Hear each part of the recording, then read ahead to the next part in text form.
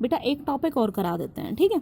चलिए, तो क्या आता है उसके बाद next, organic chemistry. Organic chemistry, organic word तो आपने कई बार पढ़ा हुआ है, ठीक है ना। ऑर्गेनिक एसिड भी पढ़ा हुआ है, डेफिनेशन वहीं से बनती है। ऐसे सब्सटेंस, ऐसे कंपाउंड जो कार्बन और हाइड्रोजन से बने हैं और लिविंग थिंग की बॉडी में बनते हैं, ठीक है, वो ऑर्गेनिक कंपाउंड होते हैं। और जिस केमिस्ट्री की ब्रांच में आप ऑर्गेनिक कंपाउंड के बारे में पढ़ोगे तो वो ऑर्गेनिक केमिस्ट्री हो गई। तो देखिए डेफिनेशन देखिए, the branch of chemistry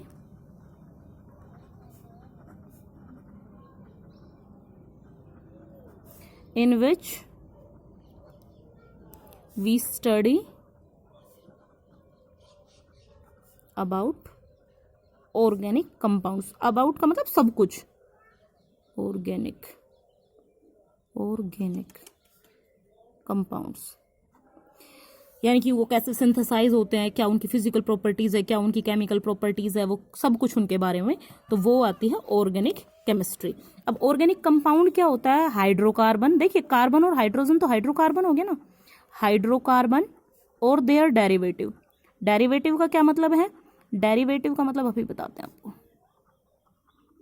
derivatives is no, hydrocarbon और their derivative synthesize in the body of living thing, या मैं यूं कहूं related to the living thing, तो बात एक ही है, synthesize in the body of living thing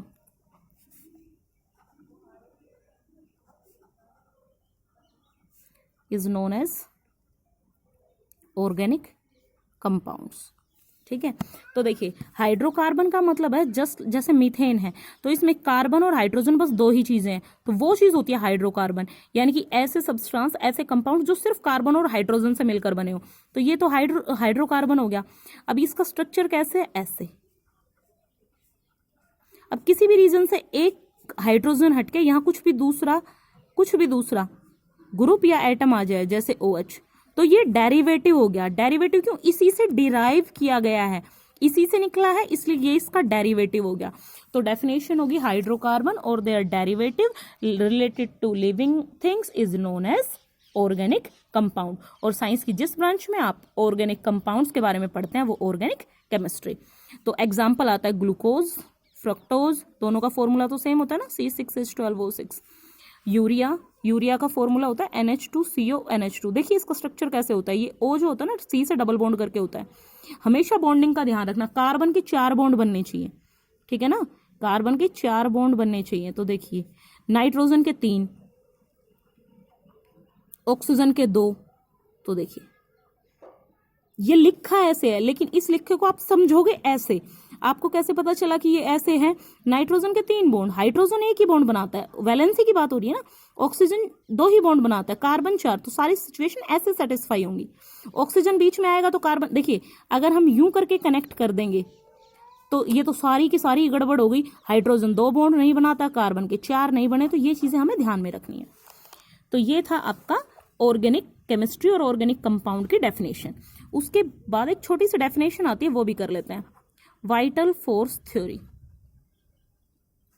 क्या है कि एक स्वीडन के साइंटिस्ट थे, उनका नाम था बर्जेलियस आपने पहले भी पढ़ा है, सिंबल वाले में पढ़ा है, बर्जेलियस सजेशन आते हैं। उन्होंने कहा था कि ऑर्गेनिक कंपाउंड जो है ना वो कभी भी लैब में नहीं बन सकते। वाइटल का मतलब होता है दिव्य, चमत्कारी, फोर्स मतलब ताकत, थ्योरी का तो मतलब आपको पता ही है। तो इन्होंने कहा था कि ऑर्गेनिक कंपाउंड्स कभी भी लैब में नहीं बन सकते, कभी भी लैब में प्रिपेयर नहीं होंगे, can not synthesize in lab, can not synthesize in lab, क्योंकि उनको बनाने में कोई रहस्यमयी ताकत, कोई दिव्य शक्ति चाहिए। Some mysterious force is required in the formation of organic compounds, कोई रहस्यमयी ताकत चाहिए। लेकिन 1828 में फ्रेडरिच ओलर वो एक दिन ना, मतलब ऐसे ही एक इनऑर्गेनिक कंपाउंड को हीट कर रहे थे, कूल कर रहे थे, और वो रीअरेंज होकर दूसरे कंपाउंड में चेंज हो गया, और जिस कंपाउंड में वो चेंज हुआ वो ऑर्गेनिक कंपाउंड था, ठीक है। तो उसके बाद वाइटल फोर्स थ्योरी तो खत्म ही होनी थी। जब इनऑर्गेनिक चीज से ऑर्गेनिक बन गई तो कहाँ गई वो दिव्य ताकत, सब खत्म। तो उसके बाद आज तक आपके पास लाखों ऑर्गेनिक कंपाउंड सिंथेसाइज हो गए। तो वो क्या था उनका एक्सपेरिमेंट, वो देख लेते हैं। देखिए ये है ammonium chloride, ammonium chloride potassium cyanate या सोडियम साइनेट के साथ जब इसकी रिएक्शन कराएंगे तो KCl बाहर हो जाएगा, ठीक है, और बाकी सब कनेक्ट हो जाएगा, NH4CnO। अमोनियम साइनेट, अमोनियम साइनेट एक इनऑर्गेनिक कंपाउंड है, इनऑर्गेनिक कंपाउंड। तो वो क्या कर रहे थे कि अमोनियम साइनेट को हीट कर रहे थे, हीट, और बेटा ये रीअरेंज हो गया। तो रीअरेंजमेंट रिएक्शन है ये, रीअरेंज हो गया। देखिए यहां से 2 हाइड्रोजन इस नाइट्रोजन के पीछे चले गए और ऑक्सीजन इधर आ गया।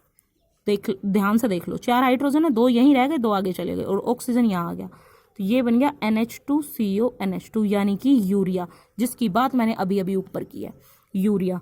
तो पहला ऑर्गेनिक कंपाउंड जो लैब में बना था वो क्या है, यूरिया। कोई आपसे बॉन्डिंग पूछ ले यूरिया में तो कोवलेंट बॉन्डिंग, ठीक है। तो ये था पहला ऑर्गेनिक कंपाउंड जो लैब में बना, और जैसे ही यूरिया बना वैसे ही वाइटल फोर्स थ्योरी खत्म, और वाइटल फोर्स थ्योरी खत्म तो फिर ठीक है आगे ऑर्गेनिक कंपाउंड बनाएंगे लैब में और उनको स्टडी करेंगे। चलिए आज के लिए इतना ही, कल मैं आपको हाइड्रोकार्बन करवाऊंगी। तो आज फिलहाल इतना ही।